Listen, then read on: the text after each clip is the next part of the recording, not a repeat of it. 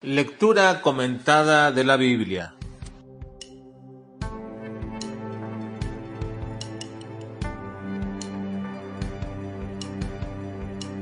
Segundo libro de Reyes, capítulo 12 al capítulo 14.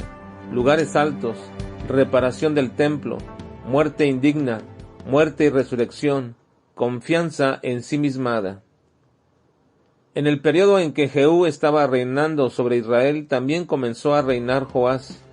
Recordemos que este rey era un niño cuando comenzó a reinar, y nos dice la Escritura que hizo lo recto ante los ojos de Jehová todo el tiempo que era dirigido por el sacerdote Joiada.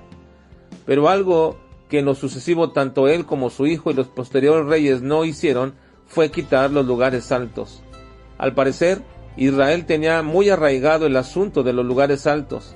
Estos lugares altos eran utilizados para hacer sacrificios y quemar incienso antes que se estableciera el templo.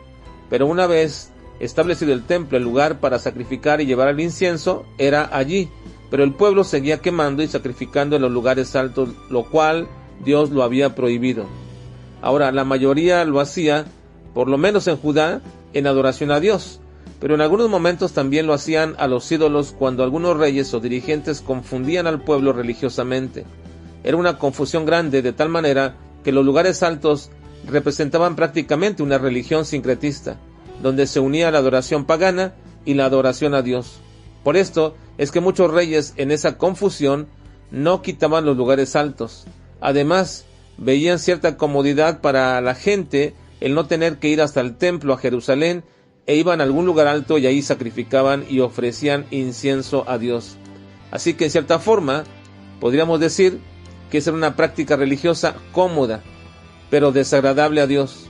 Y podríamos quizás compararlo, guardando algunos aspectos, a la gente que dice ser cristiana y que se reúne a través de la televisión o el internet para adorar a Dios.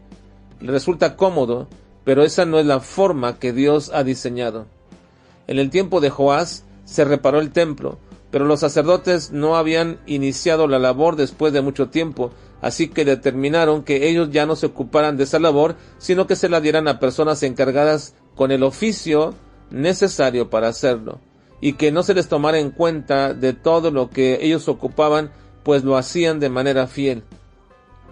Esto puede ser un ejemplo para el ministerio que se desarrolla actualmente dentro de las iglesias, donde muchas veces la obra, incluso física, tiene que ser llevada a cabo por los pastores.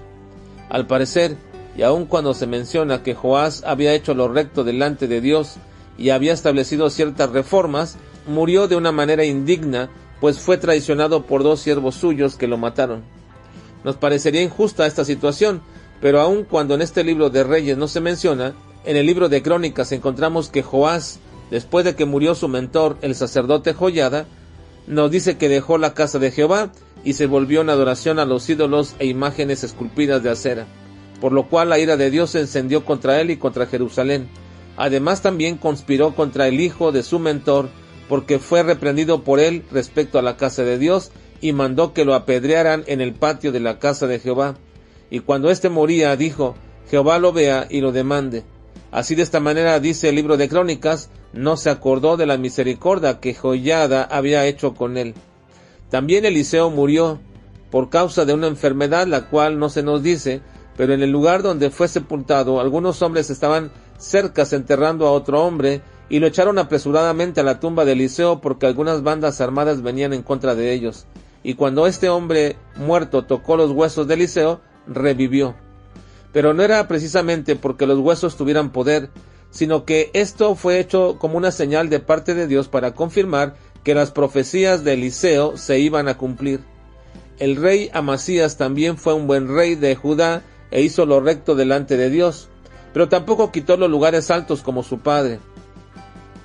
Cuando estuvo firme en su reino, obtuvo varias victorias que le dieron una cierta confianza en sí mismo, de tal manera que retó al rey de Israel, quien le dijo que no quería pelear en contra de él porque no quería herirlo. Sin embargo, se obstinó Amasías en pelear en contra del rey de Israel y fue derrotado y humillado delante de su pueblo. Igual que con su padre, también conspiraron contra él y lo mataron y lo enterraron en Jerusalén con sus padres en la ciudad de David. Nunca deberíamos nosotros suponer que nuestras victorias provienen de nuestra fuerza o sabiduría e inteligencia, pues todo proviene de Dios, y que el Señor nos libre en algún momento de tomar su gloria.